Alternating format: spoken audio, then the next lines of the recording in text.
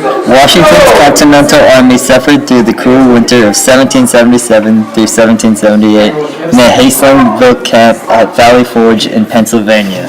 Meanwhile, some 22 miles away, British officers in Philadelphia danced the winter away in a merry-go-round of parties. 11,000 Continental soldiers were not sufficiently fed, clothed, or housed. Many lacked socks, shoes, and even trousers. Throughout the winter, they shivered in drafty huts. At any one time, about one soldier in four was sick with chills, fever, or worse. This is what one of those huts may look like. This is a map of Valley Forge. Because food was so scarce, the soldiers mainly ate thin soup and dried bread patties. Now we will be speaking with our expert. Valley Forge was a year of men with no health, food, and not even much clothes. They suffered through a long, cold, and hard winter. When Americans learned about these horrible conditions, they sent help. Women collected food, medicine, warm clothes, and ammunition for their guns. Some women, including George Washington's own wife, Martha, went to Valley Forge herself to tend to the sick and the wounded. This is our expert Max, and hit plan. With winter almost setting in with the prospects for camping greatly demolished, General George Washington sought to find quarters for his men.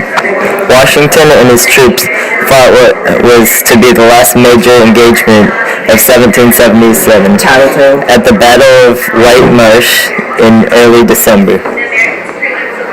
George Washington decides to move his men into a fort called Valley Forge. Though several locations were proposed, Washington selected Valley Forge, Pennsylvania, 18 miles northwest of Philadelphia. George Washington picked this area because it was close enough to the British to keep them from raiding in foreign parties out of their interior of Pennsylvania, yet far away enough to halt the threat of British surprise attacks.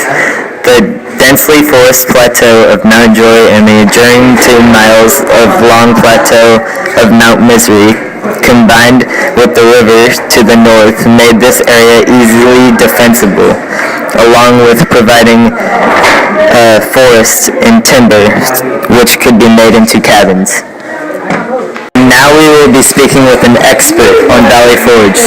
Have you survived Valley Forge yourself? Yes, indeed. What was it like at Valley Forge? It was really cold. Didn't have much supplies, no food.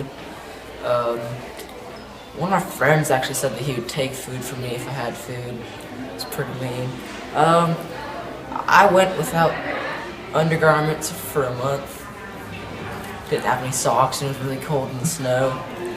I got really sick and almost died, but I'm too cool to die.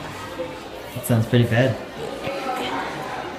How did you feel when George Washington's wife and others came to save you guys? She was a nice lady. Between 2,000 and 2,500 people died during Valley Forge. This was, of course, due to cold weather and infections. This is a reenactment of what it would be like living at Valley Forge.